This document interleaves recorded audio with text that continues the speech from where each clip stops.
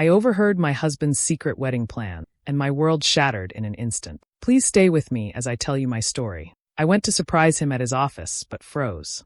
Through the glass walls, I saw him whispering with another woman about flowers, venues, and vows. And the cruelest part? I recognized her. I thought I was just dropping by his office, maybe to surprise him with lunch. But the moment I stepped into the building, a strange unease gripped me. The office lights were on, voices low but clear. I hesitated outside his door, then peeked through the glass wall. My heart stopped. He was there, sitting close to the woman I knew, someone I had trusted, someone I hadn't expected to betray me. They leaned toward each other, whispering, laughing softly, exchanging papers. Words like flowers, venue, and vows floated through the air. My stomach twisted. He was planning a wedding, and I wasn't invited. I wanted to storm in, demand answers, tear into their deceit, but my body froze. My mind raced to make sense of what I was seeing. How long had this been happening? Every smile, every subtle gesture between them felt like a knife in my chest. I could see his excitement, the way he talked to her with a warmth that had once been mine. And the woman, she smiled back, knowing exactly what she was doing, completely aware of how this would hurt me. Time seemed to stretch, each second heavier than the last. I noticed a small box on the desk, a ring glinting under the office lights. My hands trembled. Memories of the big plans he had hinted at suddenly twisted into lies. He had never planned them for me. Not a single one. I had to leave before he noticed me, before I became part of the scene, a witness to my own erasure. My legs felt like lead as I backed away, heart hammering, mind spinning. Each step away was a battle to keep from collapsing, to hold the shock and betrayal in check. I wanted to scream, cry, beg, but I forced myself silent, knowing I needed to think, to plan, to survive this moment with my dignity intact. As I reached the elevator, a mixture of grief, fury, and disbelief swirled inside me. I had seen too much to pretend nothing was happening. I couldn't confront him, not yet, but I knew one thing: he had underestimated me. And when the time came, he would learn that erasing me from his life would not be so simple. I wouldn't let him take everything. Not my heart, not my future, not my peace. I needed to act, and I knew I would. The first step had already begun. From the outside, everyone thought our marriage was perfect. People admired us. A strong couple, steady finances, a respected presence in our community. We hosted dinners, attended events together, and smiled for photos that said everything was fine. Nobody would have guessed the cracks forming beneath that polished surface, the quiet shifts that only I had noticed. It started subtly. His work hours grew longer. A Monday night became Tuesday. Tuesday stretched into late Thursday, and I would sit alone in our home, pretending to understand, pretending not to worry. There were excuses. Meetings ran late. Out-of-town clients. But the tension in his voice, the distracted look in his eyes, they hinted at something else. Then came the small, odd trips. He would leave early, sometimes without telling me, and return with vague explanations that didn't quite add up. Texts buzzed in the night. He'd glance at his phone quickly, as though hiding something, then slide it back into his pocket when I walked by. I brushed it off at first, telling myself it was just work stress, that I was overthinking. But an uneasy knot formed in my stomach, one I couldn't ignore any longer. Standing outside his office that day, I finally understood. Everything snapped into focus. The long hours, the vague excuses, the hushed late-night conversations, none of it was about work. It was about her. He was planning a life without me, and the realization cut sharper than anything I had imagined. My heart broke in a way that surprised me. It wasn't just shock. It was betrayal layered over years of trust, shared dreams, and memories that now felt like illusion. I felt a strange mix of grief and anger, but I forced myself to remain calm. I needed to watch, to see the full picture before reacting. My husband, the man I had loved and trusted, was plotting a future I had no place in. I noticed the ease with which he spoke to her, the casual laughter that once belonged to our home, now shared with someone else. The way he leaned in, focused on her reactions, made it clear that this wasn't a fleeting mistake. It was intentional, deliberate. And the woman, familiar yet foreign in this context, matched him step for step, as though they had rehearsed these moments countless times. Every detail I observed felt like confirmation of the life I was being erased from. The papers he showed her, the lists he highlighted, the careful planning of a day that wasn't mine. The stark contrast between his attentiveness toward her and his recent detachment from me was unbearable. It revealed the depth of his deceit, the meticulous way he had built a separate world, one where I no longer belonged. Even as my chest ached, I knew silence was my ally. I couldn't let him know I was watching, not yet. I had to understand, to take in everything, because once this reality settled in fully, I needed to plan my next steps with precision. The man who once promised forever was now a stranger, and the life we had built together was crumbling before my eyes. I left the office door without a sound, my mind racing faster than my heart. What had seemed like minor shifts over months had been the prelude to this betrayal. Standing in the quiet hallway, I made a silent promise to myself. I would not allow him to dictate the next chapter. Whatever this new life he was planning, it would not succeed at my expense.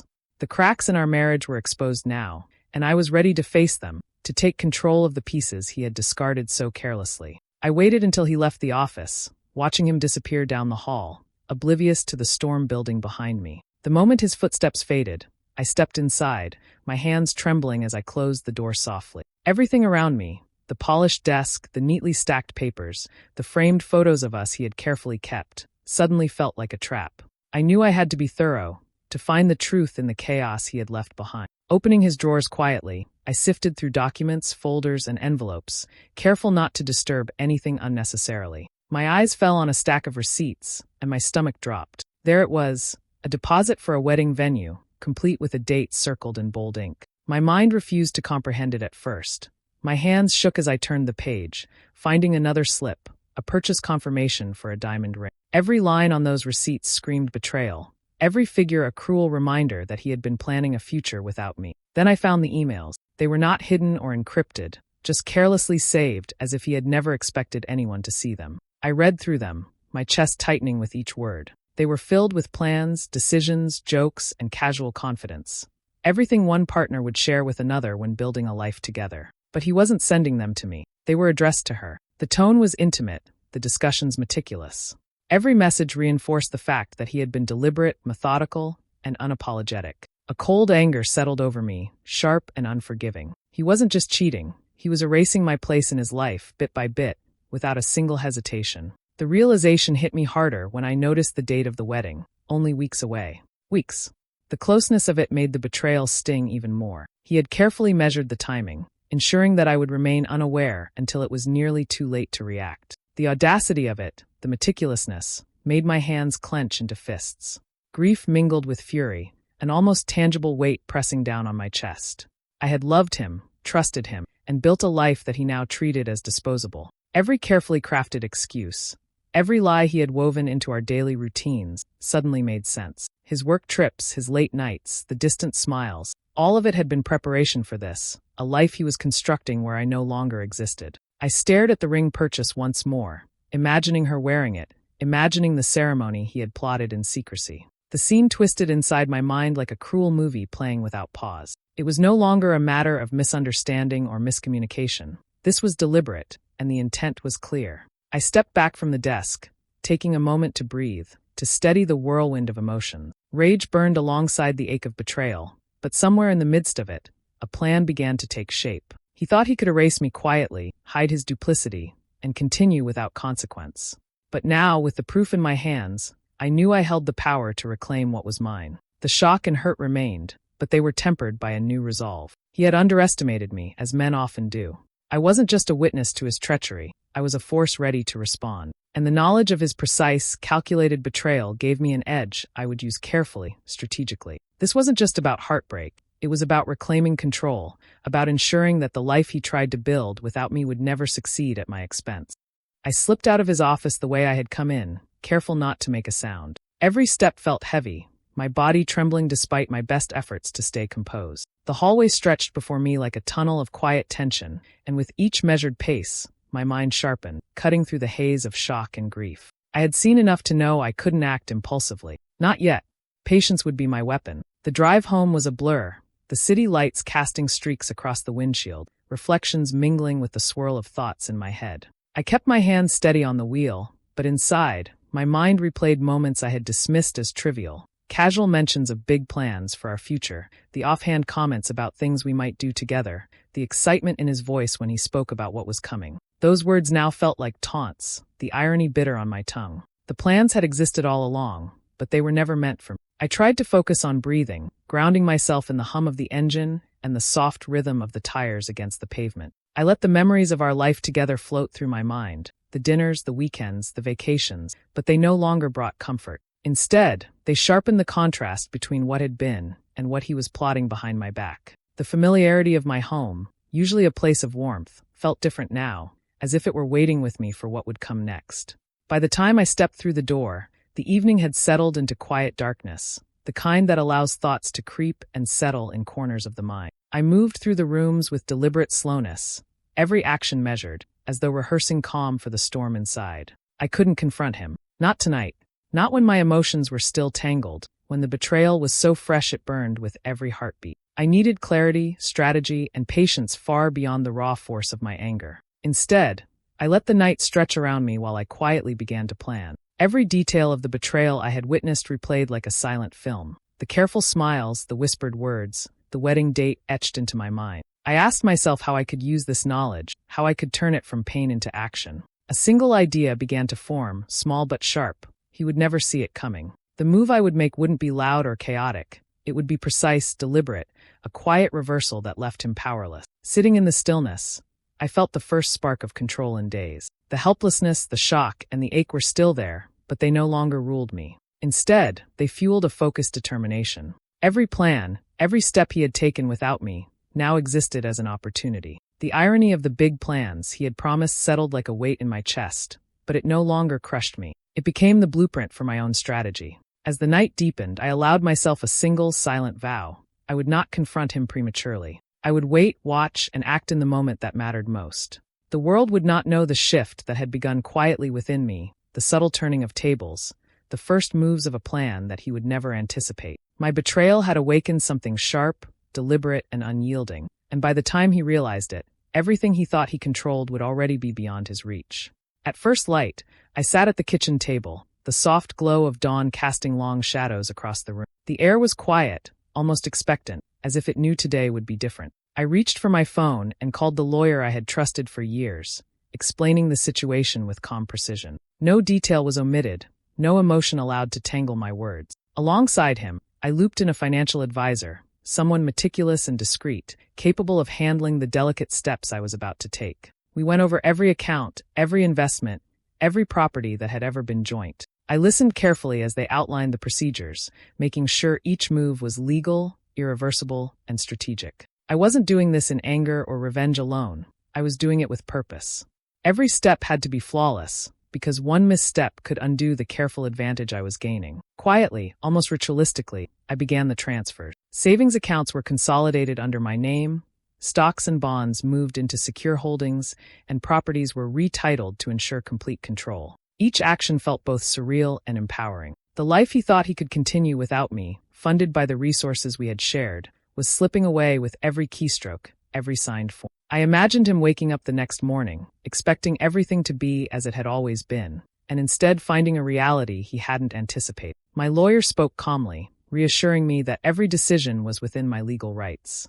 The proof of betrayal I had gathered earlier, emails, receipts, and planning documents, solidified my position. They explained that because his actions were deliberate and provable, nothing I was doing could be contested successfully. It felt almost poetic, the way legality now sided with truth, giving me leverage that went beyond mere anger. I paused for a moment, taking in the gravity of what I was doing. Heartbreak still lingered like a shadow at the edges of my consciousness, but it had been sharpened into resolve. Each act of securing our finances was not just protection, it was a statement. If he believed he could erase me quietly from his life, he had underestimated the determination I carried, the quiet patience that had been building within me since that day in his office. By mid-morning, the transfers were complete. Every account he had assumed under his control was now inaccessible, every investment shielded, every property secured. I felt a calm settle over me, not triumph or gloating, but clarity. The imbalance of power had shifted, silently and irrevocably, and I was fully aware of it. I reviewed the final confirmations with my advisors, noting the secure documentation and the legal assurances. The precision of it all gave me a strange satisfaction. No one could claim it was impulsive or emotional. It was deliberate, calculated, and completely justified. Sitting back in the chair, I allowed myself a brief breath, a moment to feel the full weight of my actions. This was more than finance. It was autonomy. It was reclaiming control over a life someone had tried to rewrite without my consent. The heartbreak, the shock, the betrayal.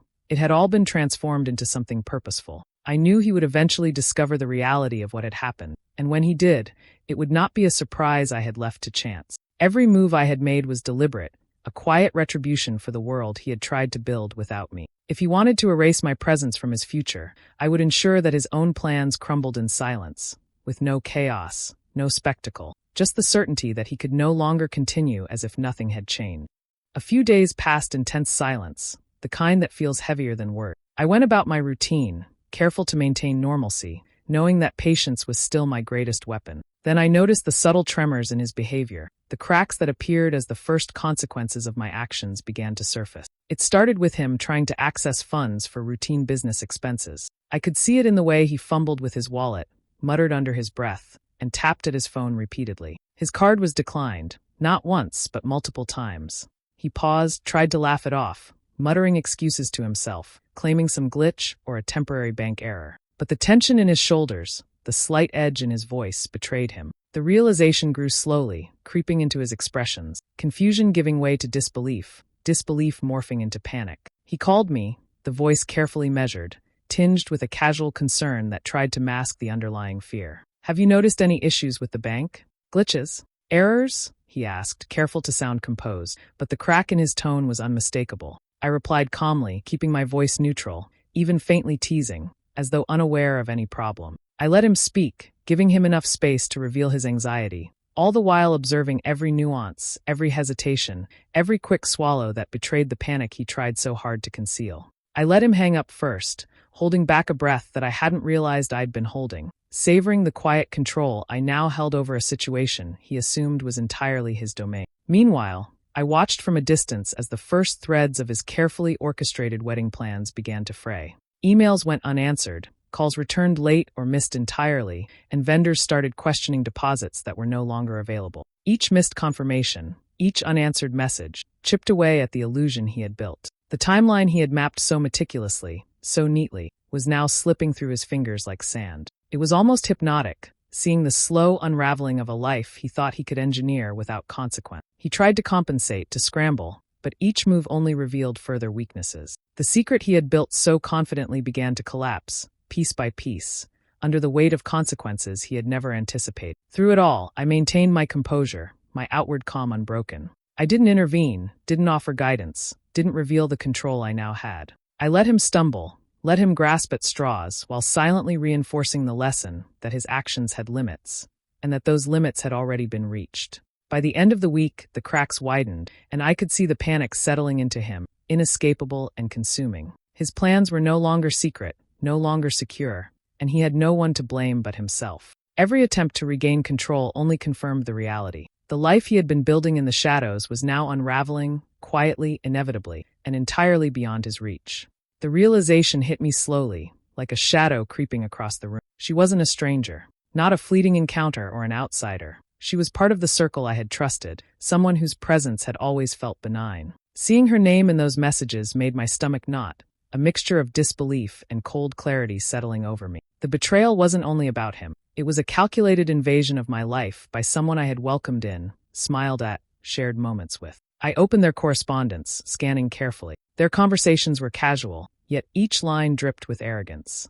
They spoke of the deception with ease, as though manipulating me had been nothing more than a clever game. They even laughed about how effortlessly they had maintained the illusion, how my ignorance had made the entire process amusing. It wasn't just cheating, it was mockery disguised as intimacy. Each word reinforced the precision of their plan, the care with which they had orchestrated it, and the audacity they carried without a hint of guilt. Anger flared, sharp and immediate, but I didn't let it dictate my actions. Instead, I let the intensity of my emotions focus my thoughts. I cataloged every interaction, every flippant remark, every detail they had shared, committing it to memory and careful notes. It was no longer just proof of betrayal. It was a roadmap of their arrogance, a guide to how they had underestimated. Their confidence became my advantage, each careless comment a tool for what I would do next. I observed quietly, taking in their patterns, how they communicated, what assumptions they made, how they coordinated their moves. Each small misstep, each overconfident line of text, revealed cracks in the structure they believed unshakable. I didn't interfere, didn't confront. There was no need. Their belief in their own cleverness was sufficient to propel them forward into errors they couldn't see, a silent collapse they were constructing all on their own. The magnitude of their presumption became apparent as I read further. They assumed secrecy, assumed loyalty, assumed that I would remain oblivious. That assumption was the very thing that gave me power. I didn't have to chase them or shout accusations. I only had to wait and act strategically. The foundation they had built on deceit and hubris was unstable, and the more confidently they proceeded, the faster it would crumble. Humiliation burned, but it transformed into precision. I wasn't just hurt, I was calculating, tracing the outlines of their plan so I could anticipate every turn. Every laugh, every joke, every smug remark was another piece of information, another step toward reclaiming control. Their overconfidence was their undoing. They had underestimated the quiet vigilance I maintained, the careful patience I could wield as effectively as any confrontation. By the time I set the documents aside, a clear strategy had emerged. The other woman and my husband would continue their charade, blind to the trap forming around them. I didn't need to intervene hastily. They were constructing their own downfall with each passing day. In the stillness, I found a sense of empowerment that neither of them could touch. They had plotted to erase me from their lives, yet every word, every detail, every laugh had only fortified my position. The stage was set, the pieces in motion, and soon, everything they had assumed would belong to them would slip through their fingers. That evening, I waited until he arrived, pretending to be calm while my mind was razor-sharp. When he walked in, I didn't greet him. Instead, I motioned toward the table where I had laid out everything: ring receipts, wedding contracts, and the emails that mapped out his secret life. He glanced at them, trying to mask surprise, but his hesitation was unmistakable. I spoke steadily, explaining each piece of evidence without raising my voice. No accusations, no pleading, just facts. The way the documents lined up left no room for denial. At first, he muttered excuses, words stumbling over each other as he tried to rewrite reality. "This isn't what it looks like," he said, but the cracks in his composure widened with every passing second. I stayed quiet, letting him fumble through his defense, observing the panic creeping into his posture. Frustration flared, and his voice rose. He gestured, pointed, even tried to turn the blame onto me, but nothing stuck. The room's tension grew, but my steadiness never wavered. Every outburst only emphasized the certainty I now held, the undeniable control I had gained. Then I delivered the final truth, measured and calm. I told him that the funds he had counted on for his wedding, every account, every investment, were no longer accessible. The resources he thought would secure his fantasy were gone. I didn't raise my voice. I didn't gloat. I simply stated it. The change was immediate. His arrogance collapsed, replaced by desperation. His hands trembled slightly, his jaw tightened, eyes searching mine for a lifeline that wasn't there. The life he had planned without me was unraveling before him, and there was nothing he could do. He tried to argue, tried to negotiate, but every word faltered against the truth I had already laid bare. He realized, too late, that the groundwork he had taken for granted had been dismantled carefully, deliberately, without a hint of emotion. The confrontation wasn't about anger or revenge. It was about clarity and precision. Each document, each transfer, each calculated step I had taken converged in this moment. His plans had crumbled, and I stood unwavering, fully in control. By the time he sank into the chair across from me, speechless and defeated, it was clear. The fantasy he had nurtured would never exist. I hadn't needed to yell, hadn't needed to fight. The quiet revelation of what he had lost, and the certainty in my calm, was enough to show him that he had been outmaneuvered completely. The next morning, a new reality began to settle around him. Word of his inability to follow through with the wedding spread faster than he could control. The woman he had been conspiring with confronted the truth sharply and abruptly. Her patience had limits, and once she realized he could no longer provide the life he had promised, she walked away without hesitation, leaving him exposed and alone. The impact rippled outward immediately. People who had once admired him, who had praised his success and composure, began noticing cracks in the carefully maintained facade. Conversations behind closed doors turned into whispers. Colleagues who once sought his partnership now offered polite distance. Even in family circles, subtle comments and pointed glances revealed shifting loyalties. His presence, once commanding and unquestioned, now seemed tenuous, fragile. Business deals that had depended on his perceived stability and influence stalled or evaporated entirely. Partners grew wary, cautious of his decisions, unsure if he could deliver. Projects he had championed for years faced scrutiny he had never anticipated, as the trust that had anchored his professional relationships began to erode. Reputation, once his strongest asset, now worked against him, undermining every interaction and opportunity. Meanwhile, I moved forward deliberately, unshaken by the storm around him. The financial measures I had put in place provided security, and each day reinforced a sense of independence that I had never fully appreciated. There was no rush to celebrate, no loud declarations, just a steady progress, a reclaiming of space that had once felt uncertain. Every decision I made, every step I took, was informed by clarity rather than emotion, and the contrast between our lives became increasingly apparent. I watched the unfolding chaos from a quiet distance, noting how swiftly arrogance can unravel without overt confrontation. He had constructed a world that seemed stable and untouchable, yet it collapsed with subtle momentum, propelled by the truth he had tried to bury. The realization that his carefully curated image could falter so completely underlined the depth of my advantage and the importance of patience and strategy. Even as I relished the sense of autonomy and regained control, I knew the story wasn't finished. He would not vanish quietly, and the consequences of his desperation might take unpredictable form. Vigilance was necessary, not out of fear, but out of awareness that someone capable of such deception could continue to seek leverage or revenge. The ending I envisioned had not yet fully materialized. This stage was only part of a longer reckoning. Still, the contrast between our lives was undeniable. Where he scrambled to maintain a crumbling identity, I moved forward with confidence and stability, both emotionally and financially. Every choice I had made, every precaution taken, had brought me to this point. And though the final chapter had not yet closed, I felt the quiet satisfaction of knowing that when it did, it would be on my terms, calculated, deliberate, and entirely in my control. He tried one last desperate move, attempting to drain a hidden account he thought I hadn't noticed. But my lawyer had anticipated it and shut it down instantly. His schemes collapsed completely, leaving him powerless and exposed. I walked away, financially secure and emotionally free. No chaos, no shouting, just quiet, flawless revenge. My dignity and freedom remained intact.